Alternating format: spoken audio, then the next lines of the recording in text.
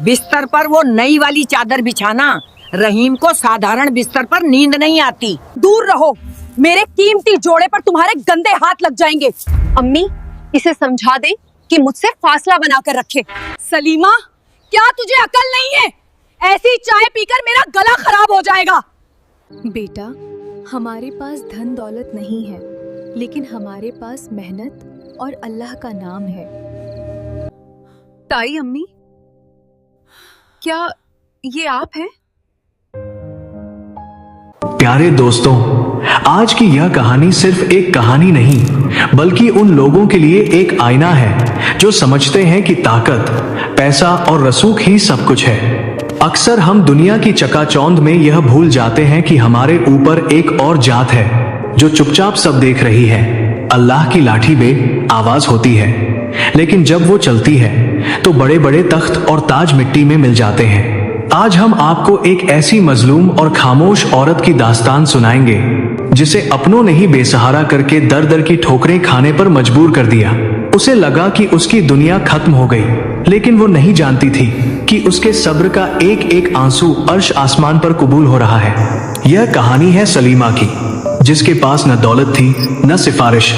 उसके पास था तो सिर्फ अपने रब पर अटूट भरोसा।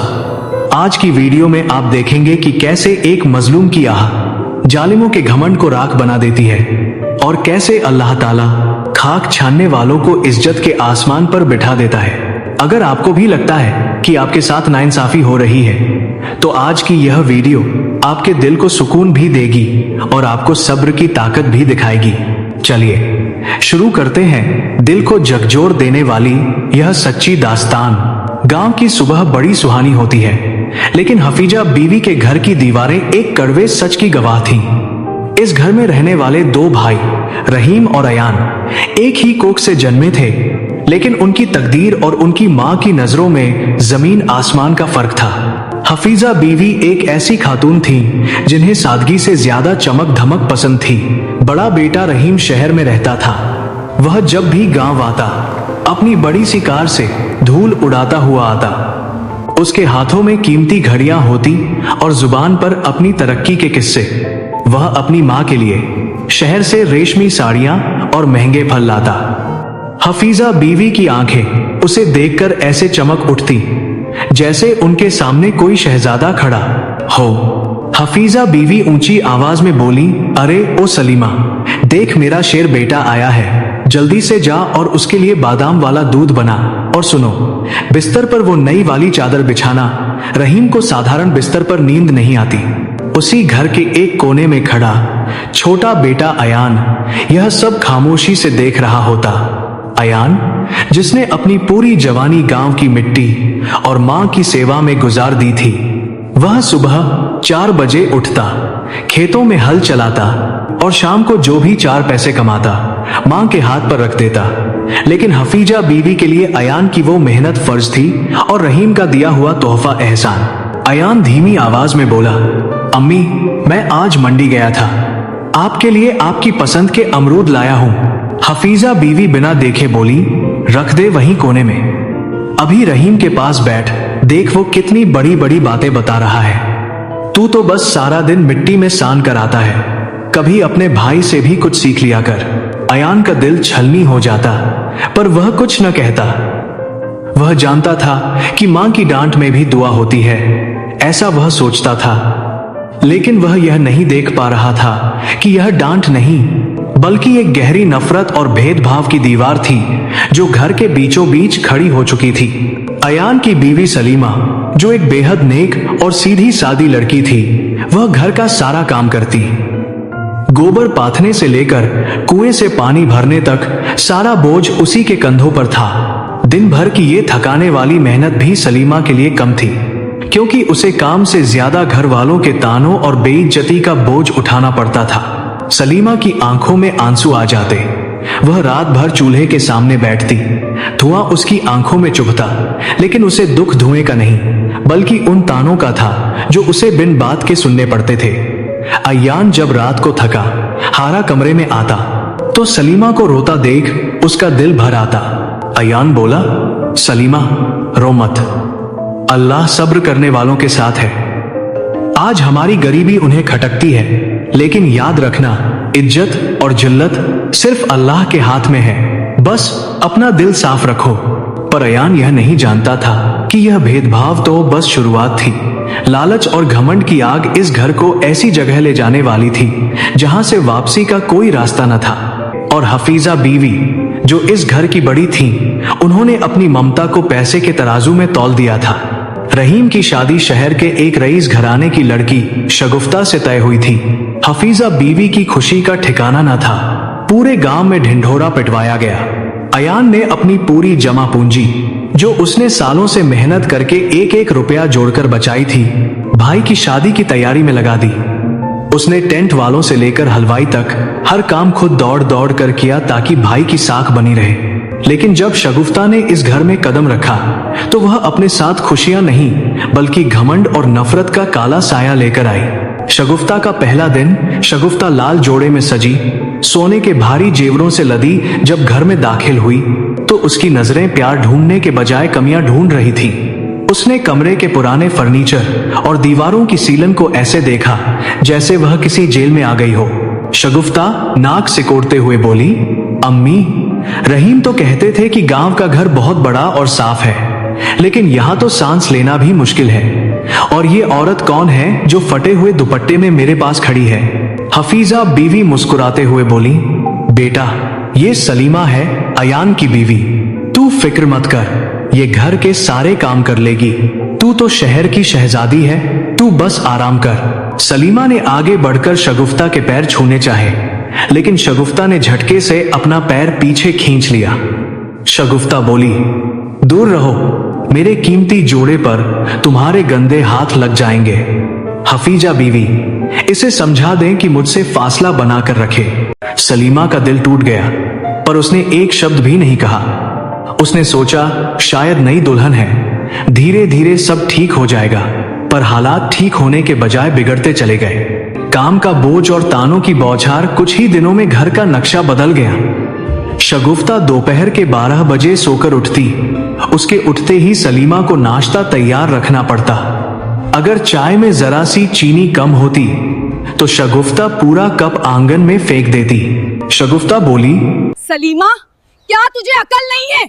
ऐसी चाय पीकर मेरा गला खराब हो जाएगा। जा, दोबारा बना कर ला, और याद रख, कप बिल्कुल साफ होना चाहिए। सलीमा दिन भर चक्की पीसती, कुएं से भारी बाल्टियां भरकर लाती, चूल्हे की आग में अपनी आंखें जलाती, और रात को जब सब सो जाते तो वह जूठे बर्तन साफ करती। अयान जब खेत से लौटता तो सलीमा को थका हुआ देखकर पूछता, सलीमा, क्या भाभी ने फिर कुछ कहा? सलीमा मुस्कुराने की नाकाम कोशिश करते हुए बोली, नहीं अयान, वो तो शहर की हैं, उन्हें हमारी आदतों का पता नहीं, धीरे धीरे सब सीख जाएंगी, आप फिक्र न करें, अल्लाह सब देख रहा है। हफीजा बीवी, जो पहले फिर भी कभी कभी सलीमा से सीधी बात कर लेती थी, अब पूरी तरह शगुफ्ता के प्रभाव में थी। शगुफ्ता ने हफीजा बीवी के कान भर दिए थे कि सलीमा और अयान उनके पैसे पर नजर रखे हुए हैं। एक दोपहर का दृश्य, सलीमा रसोई में अपनी छोटी बेटी अलीशा को खाना खिला रही थी। तभी शगुफ्ता वहां आई। शगुफ्ता बोली, अरे वाह, यहाँ तो चोरी छिपे मलाई खाई जा रही है। अम्मी, देखिए, सलीमा अपनी बेटी को वो दूध पिला रही है जो मैंने रात के लिए मंगवाया था। हफीजा बीवी चिल्लाती हुई आई, सलीमा, तेरी ये मजाल, तू मेरे पोतियों का हक मारकर अपनी बेटी को पिलाएगी। कल से तुझे दूध नहीं मिलेगा, सिर्फ सूखी रोटी खाकर काम चलाना होगा। सलीमा की आंखों से आंसू गिरकर खाने की थाली में पड़ गए।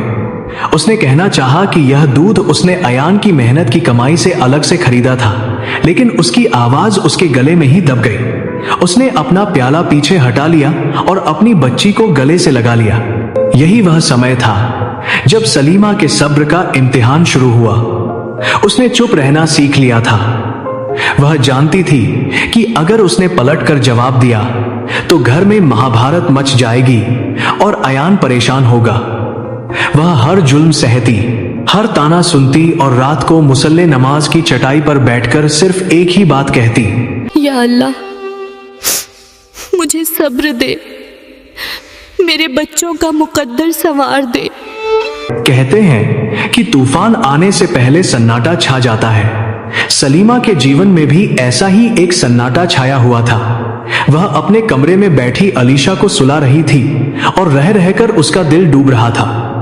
अयान आज शहर गया था गांव के लिए कुछ जरूरी सामान और खाद लाने। शाम ढल चुकी थी, रात गहराने लगी थी, पर अयान का कहीं पता नहीं था। हफीजा बीवी और रहीम अंदर के कमरों में आराम से खाना खा रहे थे। शगुफ्ता के कमरे से हंसने की आवाजें आ रही थीं, लेकिन सलीमा की आंखें दरवाजे पर टिकी थीं। सलीमा घबराहट में बोली, या अल्लाह, खैर करना। अयान अब तक क्यों नहीं आए? रास्ते ठीक नहीं है और बारिश भी शुरू हो गई है। तभी अचानक दरवाजे पर जोर जोर से दस्तक हुई। सलीमा नंगे पांव दौड़ी और दरवाजा खोला। सामने गांव के कुछ लोग खड़े थे। उनके चेहरे गमगीन थे और आंखों में नमी थी।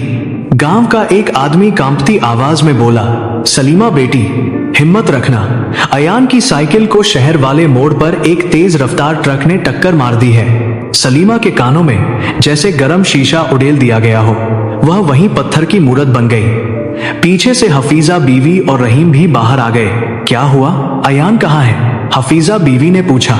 आदमी बोला, अम्मी जी, अयान अब इस दुनिया में नहीं रहा। वह मौके पर ही दम तोड़ गया। सलीमा के हलक से एक चीख निकली जो आसमान को चीर गई। हफीजा बीवी दहाड़े मारकर रोने लगी, लेकिन शगुफ्ता और रहीम की आंखों में दुख से ज्यादा एक अजीब सी फिक्र थी। फिक्र यह कि अब अयान की जिम्मेदारी और उसके परिवार का बोझ उन पर पड़ेगा। अगले दिन अयान को सुपुर्द एक हाक कर दिया गया। सलीमा की दुनिया उजड़ चुकी थी। वह सफेद लिबास में एक कोने में बैठी थी। उसकी गोद में अलीशा थी और उसके वजूद में पल रही एक और नन्ही जान का उसे एहसास हो रहा था। वह बेवा विधवा हो चुकी थी, लेकिन उसका दुख अभी शुरू ही हुआ था। अयान के इंतकाल को 8 दिन भी नहीं हुए थे कि शगुफ्ता के तेवर फिर से बदल गए। उसे सलीमा का घर में होना खटकने लगा। शगुफ्ता रहीम से बोली, देखो रहीम, मैं इस मनहूस औरत का बोझ और नहीं उठा सकती। इसके शौहर ने तो पीछे कुछ छोड़ा नहीं, उल्टा अयान के हिस्से का कर्जा भी हमें ही चुकाना पड़ेगा, और ऊपर से ये फिर से मां बनने वाली है। हमें इसे जल्द से जल्द यहां से निकालना होगा। रहीम, जो अपनी बीवी की मुट्ठी में था, उसने भी शर्म और हया को ताक पर रख दिया। सलीमा रसोई में पानी पीने गई तो हफीजा बीवी ने उसके हाथ से गिलास छीन लिया। हफीजा बीवी बोली, अब यहाँ तेरा कोई हक नहीं है सलीमा। अयान गया तो तेरा रिश्ता भी इस घर से खत्म हो गया। तू यहाँ मुफ्त की रोटियां तोड़ रही है और मेरी बहू शगुफ्ता को तेरी शक्ल से चिढ़ होती है। सलीमा ने रोते हुए अपनी सास के पैर पकड़ लिए। सलीमा बोली, अम्मी, मैं कहाँ जाऊंगी? मेरा इस दुनिया में कोई नहीं है। मैं घर का सारा काम करूंगी, आपकी गुलामी करूंगी, बस मेरी बच्चियों के सिर से छत मत छीनिए। अयान की रूह को दुख पहुंचेगा। अयान की रूह की बात मत कर। उसकी मनहूसियत की वजह से हमारे घर की बरकत चली गई है। आज ही आज में अपना बोरिया बिस्तर समेट और यहां से दफा हो जा। रहीम ने सलीमा का हाथ पकड़ा और उसे धक्के देते हुए आंगन के बीच ले आया। सलीमा गिर पड़ी। उसकी गोद में अलीशा रोने लगी। पड़ोसी जमा हो गए, लेकिन रहीम और शगुफ्ता की दौलत के आगे किसी की बोलने की हिम्मत नहीं हुई। सलीमा ने देखा कि उसकी अपनी सास, जिसने अयान को जन्म दिया था, वह भी खामोश खड़ी रही। सलीमा ने अपनी आंखों के आंसू पोंछे और खड़ी हो गई। उसने आसमान की तरफ हाथ उठाए। सलीमा बोली, या अल्लाह, तूने देखा, इन्होंने एक बेसहारा बेवा को उसके बच्चों के साथ घर से निकाला है।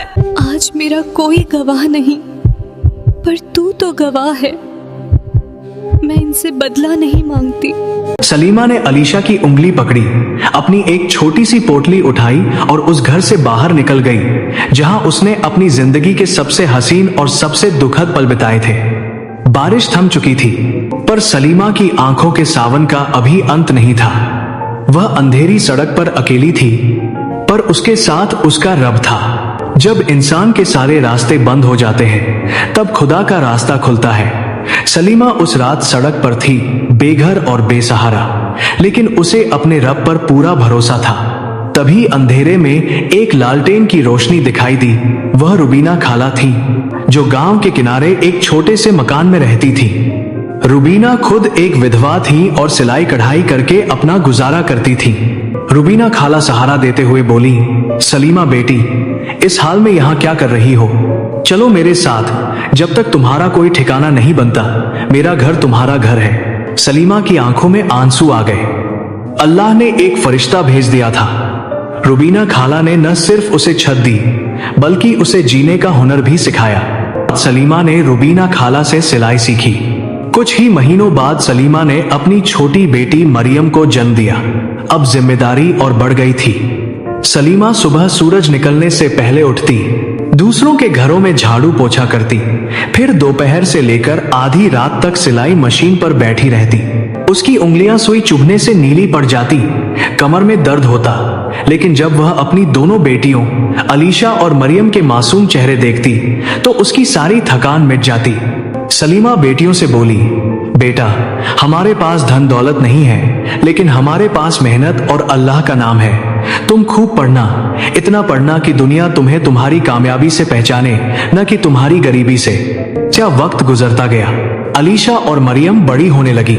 वे अपनी माँ के संघर्ष को देखती थीं, जहाँ गांव की दूसरी लड़कियां मेलों और त्योहारों में नए कपड़े मांगती थीं, वहीं सलीमा की बेटियां पुरानी किताबों को जोड़ जोड़ कर पढ़ती थीं। एक दिन अलीशा स्कूल से रोती हुई आई।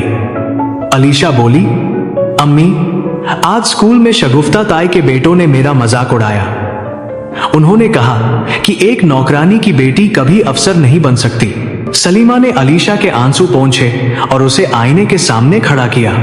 सलीमा बोली, बेटी, उनकी बातों का जवाब जुबान से नहीं, अपनी कलम से देना। जिस दिन तुम डॉक्टर बनोगी, उनकी बोलती खुद बंद हो जाएगी। सलीमा ने अपनी पेट की भूख मारकर बेटियों की फीस भरी। वह दिन में एक बार खाना खाती ताकि बेटियों को दूध और फल दे सके। अल्लाह ने सलीमा की कुर्बानी को देख लिया था। अलीशा ने मेडिकल एंट्रेंस की परीक्षा में पूरे प्रदेश में टॉप किया। उसके पीछे मरियम ने भी अपनी मेहनत से डॉक्टर की सीट हासिल कर ली। पूरे गांव में शोर मच गया। जिस सलीमा को लोगों ने मनहूस कहकर घर से निकाला था, आज उसी की बेटियां गांव का नाम रोशन कर रही थीं। सलीमा के पास अब अपना एक छोटा लेकिन सुकून भरा घर था। वह आज भी सादगी से रहती थी, लेकिन अब उसकी आंखों में बेबसी नहीं, बल्कि एक अजीब सी चमक थी। सलीमा आसमान की तरफ देखकर बोली, या अल्लाह, तेरा लाख लाख शुक्र है। तूने एक बेवा की लाज रख ली। तूने दिखा दिया कि जो तेरे भरोसे रहता है, तू उसे कभी गिरने नहीं देता। सलीमा की कामयाबी सिर्फ पैसों की कामयाबी नहीं थी, यह उसके उस सब्र की जीत थी जो उसने 20 साल पहले उस काली रात में दिखाया था। लेकिन अभी कहानी का सबसे बड़ा हिस्सा बाकी था, जालिमों का अंजाम और अल्लाह का वह इंसाफ जिसे देखकर पूरी दुनिया दंग रह जाने वाली थी। इंसान अक्सर अपनी ताकत और दौलत के नशे में यह भूल जाता है कि वक्त कभी एक जैसा नहीं रहता। रहीम ने अयान के हिस्से की जो जमीन हड़पी थी, उस पर उसने एक बड़ा कारखाना खोला।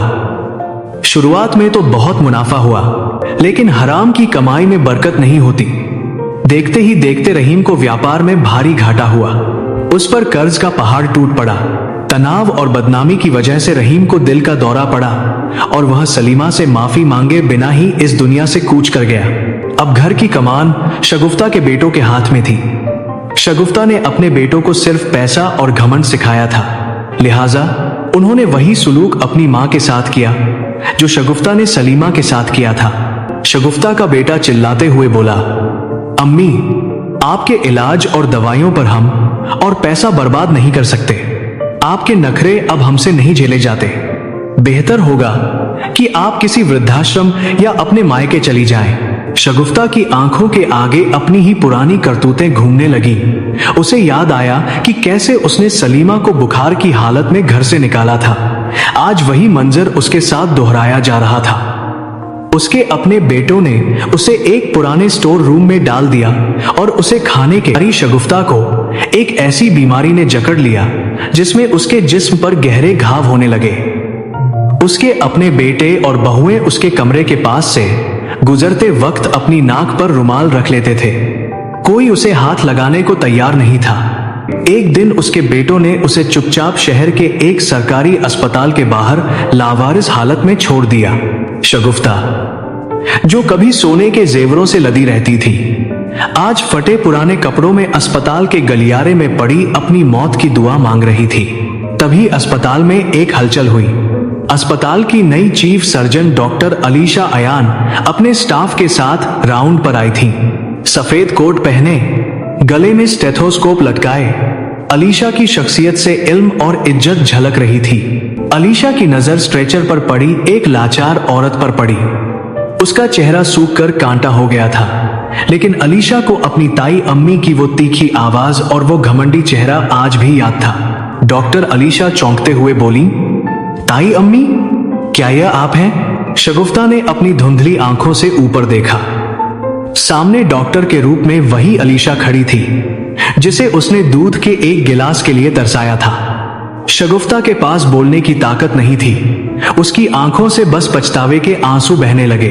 तभी वहां सलीमा दाखिल हुई।